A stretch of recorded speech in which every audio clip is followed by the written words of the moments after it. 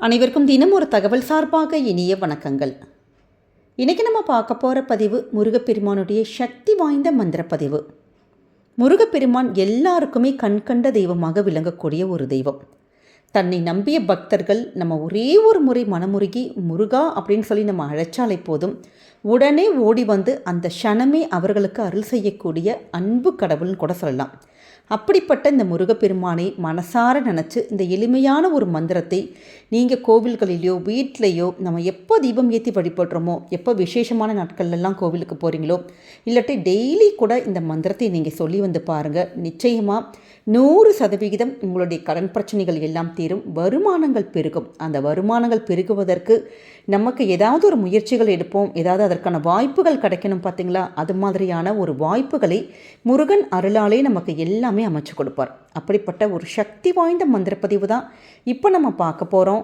பதிவுக்குள்ளே போகிறதுக்கு முன்னாடி நம்முடைய சேனலை நீங்கள் இதுவரைக்கும் சப்ஸ்கிரைப் பண்ணாமல் பார்த்துட்டு இருந்தால் கண்டிப்பாக சப்ஸ்கிரைப் பண்ணிக்கோங்க. அப்போ தான் எங்களுடைய எல்லா நல்ல நல்ல பதிவுகளுமே உடனுக்குடனே வரும். பக்கத்தில் இருக்கக்கூடிய பெல் பட்டனை மறக்காமல் கிளிக் பண்ணிக்கோங்க. இப்போ பதிவை பார்க்கலாம். வாழ்க்கையில் எல்லாருக்குமே ஆயிரம் பிரச்சனைகள் இருக்கும். ஆனால் முதல் பிரச்சனை என்னன்னு கேட்டிங்கன்னா பணப்பிரச்சனை தாங்க.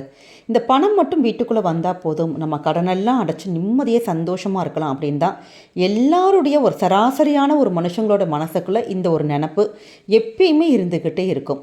அப்படிப்பட்ட அந்த கடனானது நமக்கு தீரணும், குடும்பத்துக்கு வருமானங்கள் பெருகணும், இனிமேட்டு வாழ்க்கையில் கடன் வாங்கக்கூடிய சூழலே வரக்கூடாது அப்படின்னு நம்ம நினச்ச உடனே நமக்கு ஞாபகத்துக்கு வரக்கூடிய தெய்வம் யாருன்னு கேட்டிங்கன்னா கந்த கடவுள் தான். ஏன்னா மனுஷங்களுடைய தீராத பிரச்சனையான இந்த கடனிலிருந்து நம்மை மீட்கக்கூடிய ஒரே தெய்வம் கலியுக கடவுள் அப்படின்னு சொல்லிட்டு பக்தர்களால் போற்றக்கூடிய தெய்வம்னா முருகப்பெருமான் தான்.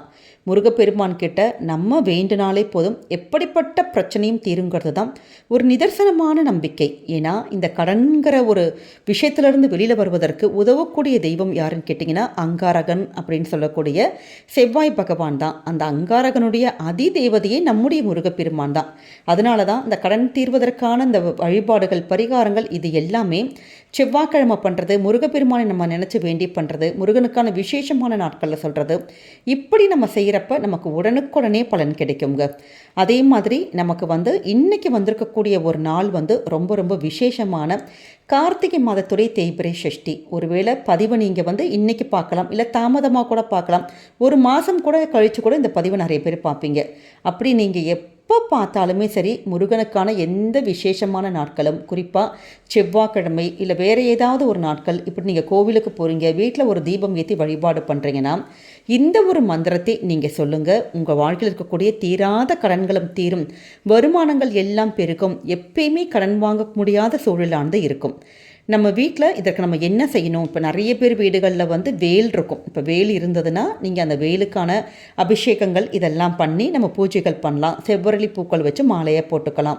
அப்படி வேலாம் எங்கள் கிட்டே இல்லைம்மா அப்படின்னா உங்கள் கிட்டே இருக்கக்கூடிய முருகன் படம் இருக்குது பார்த்தீங்களா, அந்த படத்துக்கு பூக்கள் வச்சு ஒரு சின்னதான ஒரு தீபம் ஏற்றிக்கோங்க. வெத்தலை தீபம் ஏற்றலாம், இல்லாட்டி வேறு ஏதாவது தீபங்கள், விசேஷ தீபங்கள் எது வேணாலும் ஏற்றலாம். இல்லாட்டி ஒரே ஒரு அகல் தீபம் மட்டும் கூட போதுங்க. நல்லெண்ணெய் அல்லது நெய் விட்டு ஒரே ஒரு தீபம் மட்டும் ஏற்றிட்டு அந்த தீபத்துக்கு முன்னாடி உட்காந்துட்டு சாக்ஷாத் முருகப்பெருமானே நமக்கு அந்த தீபத்துக்கு முன்னாடி இருக்கிற மாதிரி நம்ம நினச்சிட்டு இந்த ஒரு மந்திரத்தை நம்ம 108 முறை சொல்கிறது விசேஷம். 108 முறை சொல்கிறதுக்கு அதிகபட்சம் நமக்கு ஒரு 5 நிமிஷம் தாங்க தேவைப்படும். அப்படி முடியல, ரொம்ப அவசர சூழலாக ஆஃபீஸ்க்கெலாம் போகிறோம் அப்படிங்கிறவங்க 27 முறை கூட நீங்கள் சொல்லலாம். அப்படிப்பட்ட ஒரு சக்தி வாய்ந்த மந்திரம் ஓம் ஷம் சரவண பவ. ஓம் ஷம் சரவண பவ. இந்த மந்திரத்தை சுவாமிக்கு தீபம் ஏற்றிட்டு நம்ம சொல்லி வழிபடுறப்ப, குறிப்பாக நீங்கள் செவ்வாய் ஹோரையில் நிறைய பேர் வழிபாடு பண்ணுவீங்க, அப்போ பண்ணலாம். முருகனுக்கான எந்த ஒரு நாட்கள், இன்றைக்கி தேய்பிரை சஷ்டி, நம்ம கடன் எல்லாம் தேய்ந்து போகணும், எல்லாமே நமக்கு இதெல்லாம் எல்லாம் சரியாகணும் அப்படின்னு நினச்சிட்டு கூட இந்த மந்திரத்தை நீங்கள் சொல்லலாம்.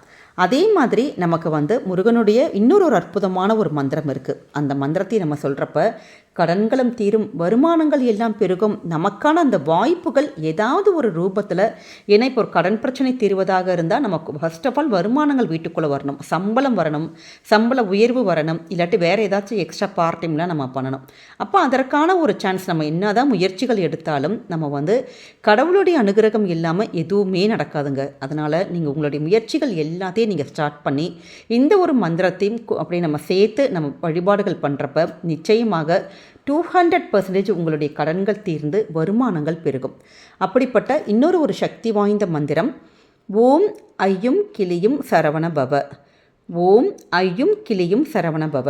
இந்த மந்திரத்தை 27 முறை சொல்லுங்கள். நமக்கான அந்த வருமானங்களானது நமக்கு பெருகிக்கொண்டே இருப்பதை நம்மளே கண்கூடாக பார்க்கலாம். ஏதாவது ஒரு ரூபத்தில் வருமானங்கள் நம்ம குடும்பத்துக்குள்ளே இந்த வருமானங்கள் பெருக ஆரம்பிச்சிட்டாலே நம்முடைய கடன் சுமையானது பாதி அளவு தீந்துருங்க. அதனால் இந்த 2 மந்திரத்தையுமே ஓம் ஷம் சரவண பவ, ஓம் ஐயும் கிளியும் சரவணபவ, இந்த 2 மந்திரத்தையுமே முழு நம்பிக்கையோட முருகப்பெருமானை கிட்ட ஆத்மார்த்தமாக வேண்டி வணங்கி நீங்கள் சொல்ல ஆரம்பிங்க. இதை நம்ம கோவிலில் சொல்கிறதுங்கிறது ரொம்ப ரொம்ப விசேஷம். நிறைய பேர் விசேஷமான நாட்களில் நம்ம கோவிலுக்கு போவோம்.